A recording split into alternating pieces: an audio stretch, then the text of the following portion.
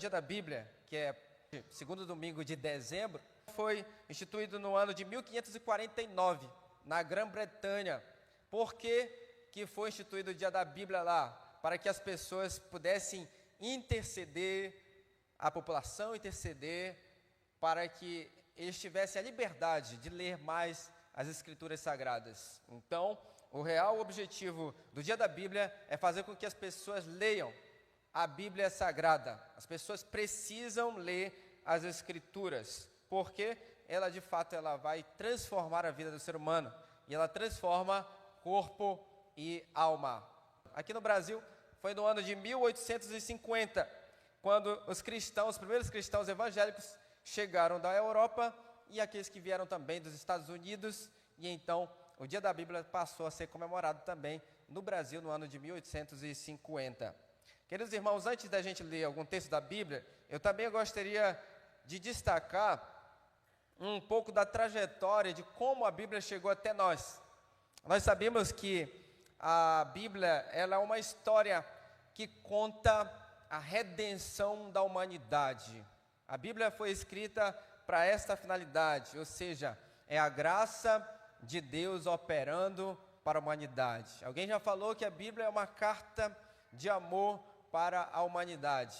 Isso se deu há muitos anos atrás, e então o povo judeu teve a graça de Deus se revelar primeiramente para eles, diante das pessoas. A primeira revelação que nós temos evidência, que está escrito na palavra de Deus, foi para Adão. Deus se revelou para ele. De um tempo foi necessário, principalmente no tempo de Moisés, foi necessário que a revelação de Deus, o que Deus queria revelar para a humanidade, precisaria então ser escrita. Então a escrita já estava em evidência. E então, a partir de Moisés, foi escrita então os primeiros relatos da Bíblia Sagrada. Como então fatos que aconteceram antes de Moisés foi escrito? Como que se soube dessas questões? E aí a gente tem algo para explicar. Foi a tradição oral. Então as pessoas iam comunicando como aconteceu as coisas, Deus ia fazendo valer a sua mensagem, a sua palavra, até chegar em Moisés, e Moisés então escreveu aí a lei, o que nós chamamos de Torá, e aí são os primeiros 5 livros da Bíblia. A Bíblia Sagrada, queridos irmãos, tem mais ou menos 40 autores, e todos esses 40 autores foram inspirados por Deus. Inspiração significa o sopro de Deus. Deus soprou exatamente a mensagem que Ele queria que a humanidade soubesse. Então Deus interveio no escritor original, e então aquele escrito se passou a ser lido pela comunidade judaica. O sopro de Deus, essa é a inspiração de Deus.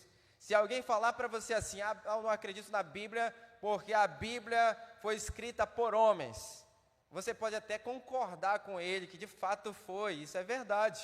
Mas nós também temos que concordar que estes autores tiveram a interferência direta da parte de Deus. Eles tiveram a inspiração da parte de Deus. Por isso que a Bíblia diz, toda a escritura de Deus é inspirada por Deus. Toda a escritura é inspirada por Deus. Então, logicamente, foi escrita por homens, mas Deus inspirou esses homens santos a escreverem a mensagem divina.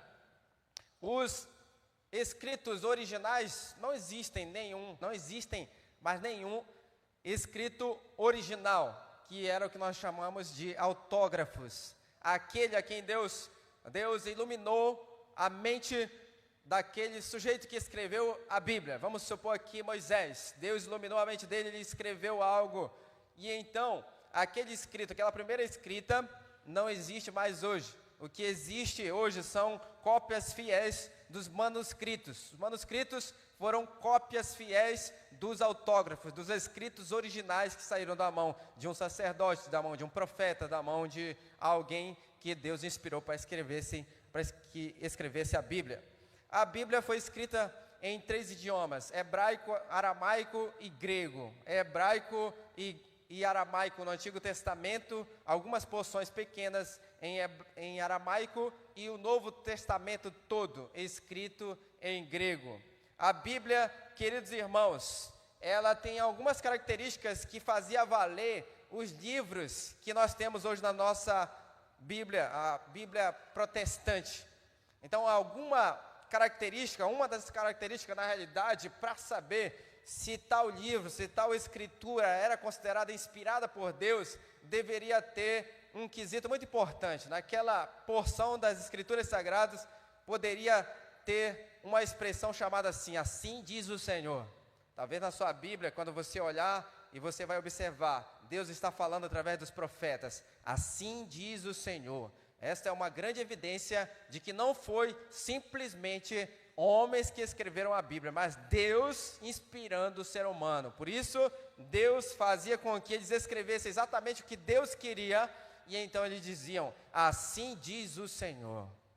E os livros também deveriam ter uma pegada que apontasse para Cristo. Os livros deveriam ser messiânicos. Todos os livros, então, que foram escritos, que não foram autorizados quando os judeus se reuniram para analisar todos os escritos que encontraram na época, aqueles que não foram considerados, tiveram os critérios levantados que deveriam constar como, de fato, uma escritura autorizada por Deus, foram rejeitados. São alguns livros que nós podemos chamar de pseudepígrafos e livros apócrifos. Tem tanto no Novo Testamento quanto no Antigo Testamento. Muitos deles ficaram de fora. Por isso, no Antigo Testamento nós temos quantos livros? 39. E no Novo, 27. Para os judeus são apenas 35 livros no Antigo Testamento. Por quê? Porque os livros que nós temos como 1 Reis, 2 Reis, se juntam, formam apenas um livro. E então vai diminuindo. Então fica apenas 35 livros para a escritura hebraica. Então, algumas Bíblias surgiram nesse processo de trazer a revelação de Deus para a humanidade. A Bíblia hebraica, para os hebreus até hoje, a Bíblia hebraica é apenas o Antigo Testamento. Não tem Novo Testamento para os hebreus. É o Antigo Testamento, é a Bíblia deles. E se vocês observarem, praticamente todos os livros que tem na nossa, também tem na dos hebreus, dos judeus. Outra Bíblia muito interessante que surgiu ao longo do tempo foi a Bíblia grega, que nós chamamos de Septuaginta, LXX, 70.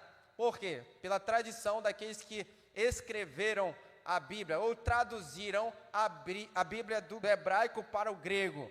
Essa Bíblia foi muito importante, tanto para judeus, quanto para cristãos, porque essa Bíblia ela surgiu um pouco antes do cristianismo estar em evidência. A Bíblia grega. Uma outra Bíblia muito importante também que surgiu foi a Bíblia Vulgata, a Vulgata Latina. A Vulgata Latina, por quê? Porque o latim tomou conta, o Império Romano tomou conta no Novo Testamento. O Império Romano foi uma força enorme, então o latim se tornou a língua oficial do Império Romano. Então, logicamente, a escritura passou a ser traduzida para o latim. Então, a Vulgata Latina, que é a Bíblia oficial dos católicos, ela esteve em evidência há muito tempo e ainda existe hoje a Bíblia Vulgata Latina. Depois da Vulgata, a Bíblia foi escrita na língua inglesa pelo irmão John Wycliffe. É um teólogo aí muito famoso. Quem estuda teologia sabe.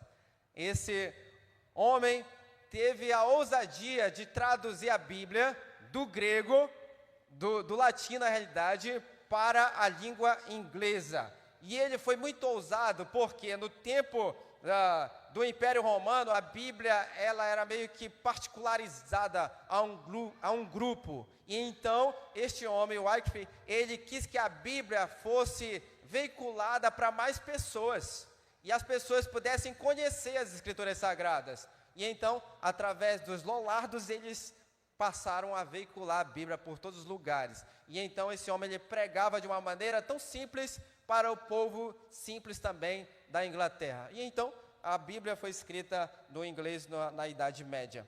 E a Bíblia chegou no idioma português por um homem que talvez está escrito na sua Bíblia aí, João Ferreira de Almeida. Este homem viveu em partes da Índia, proclamou o evangelho naquela região, naquele continente, porque o português era a língua que dominava muito daquela parte ali, as Escrituras Sagradas foram traduzidas para o português por João Ferreira de Almeida. Esse processo de tradução foi do ano de 1644 ao ano 1676. João Ferreira de Almeida morreu e não pôde concluir toda a tradução da Bíblia Sagrada. Ele terminou em Ezequiel, ele concluiu primeiro o Novo Testamento, depois ele queria fazer todo o Antigo Testamento. Quando chegou em Ezequiel, em tal capítulo lá que eu não lembro, ele morreu nessa época. Outro homem conseguiu concluir a Bíblia para o português, mas foi quem recebeu toda a honra, João Ferreira de Almeida. No Brasil, tudo indica que chegou no ano de 1712, apenas exemplares do livro de Mateus. O Novo Testamento, ou a Bíblia Sagrada em português, ela foi impressa na Holanda, em Amsterdã. Mas chegou no Brasil no ano de 1712. Pelas embarcações que trouxeram, dizem que aqueles Novos Testamentos se perderam. Se perderam no seguinte sentido, que alguém levou aqueles Novos Testamentos, ninguém soube quem foi que levou. Depois tiveram um novo trabalho de trazer a Bíblia Sagrada para o Brasil. Toda a Escritura Sagrada, Antigo Testamento e Novo Testamento, ele se deu toda essa conclusão no ano de 397 depois de Cristo. No final do século IV, toda a Bíblia Sagrada já estava formada. É o que nós chamamos de cânon. Toda a Bíblia, toda. Os 66 livros estão aqui conosco e foram todos revisados, foram considerados autorizados por Deus e são aptos para ensinar, para corrigir, para fazer com que a fé das pessoas seja firmada nas Escrituras Sagradas. Louvado seja Deus, irmãos, pela vida de todos os homens que foram envolvidos pela graça de Deus de fazer com que a Bíblia chegasse até nós. E hoje você tem uma Bíblia talvez a mais atualizada. Qual é a mais atualizada? Talvez seja aí a mais nova Almeida atualizada. É muito boa essa, viu? Compre essa também, que é muito boa. E tem uma de estudo também. É muito bacana essa Bíblia. Eu quero uma dela também. Se você quiser me dar de presente depois, eu aceito. Nova Almeida atualizada, mas eu quero a Bíblia de estudo, viu, gente? É boa demais. Don't stop, turn it up.